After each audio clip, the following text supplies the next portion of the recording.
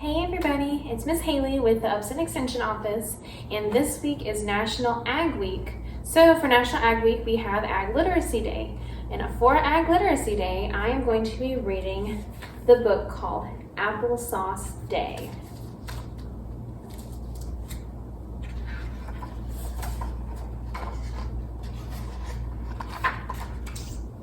I spy the big pot on the counter right away. Hooray! I say, it's Applesauce Day! Hannah cheers. Ezra bangs his spoon. After breakfast, we load up the car and drive to the apple orchard just outside the city.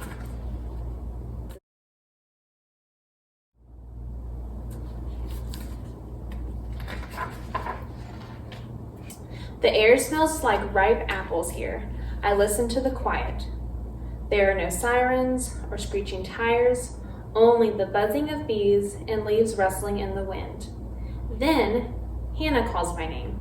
She's on her tippy toes tugging at an apple.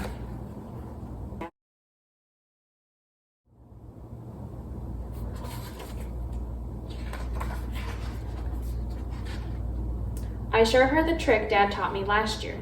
Twist and pull. The apple pops right off. Dad winks at me, and we get to work. Mom and Dad pick the high apples. Hannah and I pick the low ones. Ezra helps too. Soon the baskets are full of rosy apples, ready to be smushed into sweet, tangy applesauce. We pack them up and head for Grandma's big, roomy kitchen.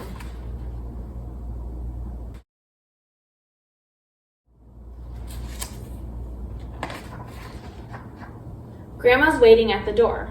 Her smile matches mine as she hugs me tight. Ready to make applesauce? She asks. We lug the apple baskets into the kitchen and take our places. This year, Ezra gets to help too.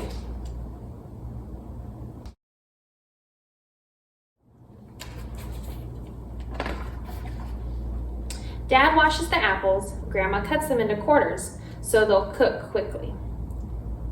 Ezra drops the apple quarters into the big steel pot. Thunk, thunk, thunk. It's heavy and wide and holds lots of apples. The pot's perfect for applesauce, Grandma says. It looks like a regular pot to me.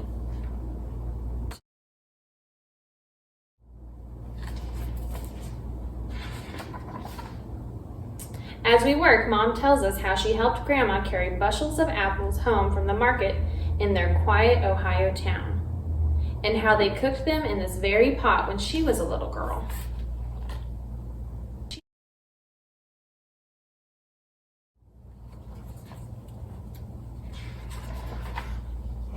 Grandma tells us how she helped her mother pick apples from the old apple tree behind their house on the windy Iowa prairie, and how they cooked them in this pot when she was a little girl.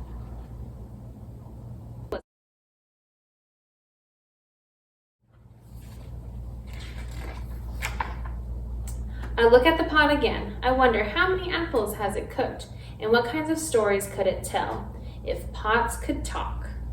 Soon the warm scent of cooking apples fills the air. Their skins fade to pink as the apples melt into mush.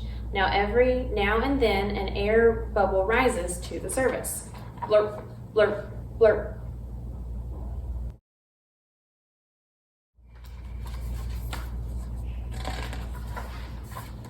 Mama scoops the hot apple mush into the food mill. Hannah and I take turns cranking the handle and pressing the apples into the funnel at the top. Crank, squish, crinkety, squish.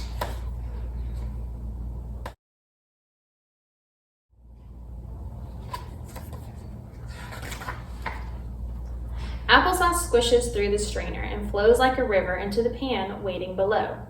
Peels and seeds drop out and end into a bowl. I dip my finger in the applesauce for a taste. It's so sweet, it doesn't really need any sugar. But we add a little anyways. Then we scoop the applesauce into the containers.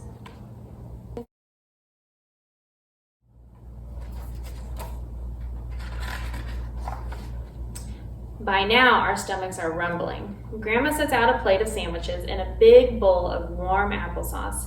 She sprinkles cinnamon on top. We all take heaping helpings and then seconds. Ezra licks the bowl.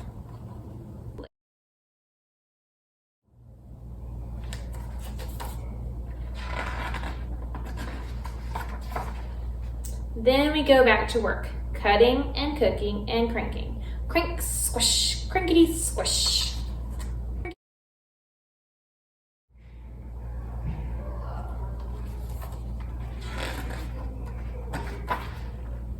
Until the baskets are empty and the containers are full. We fill Grandma's big freezer and pack the rest in our car. Finally, we say our goodbyes and head for home. Tired and sticky, but full of stories and smiles and applesauce.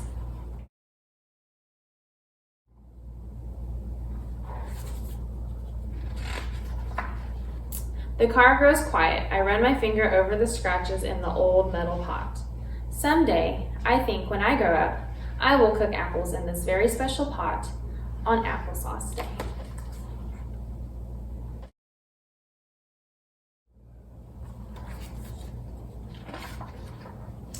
And that is the end of Applesauce Day. I hope you enjoy.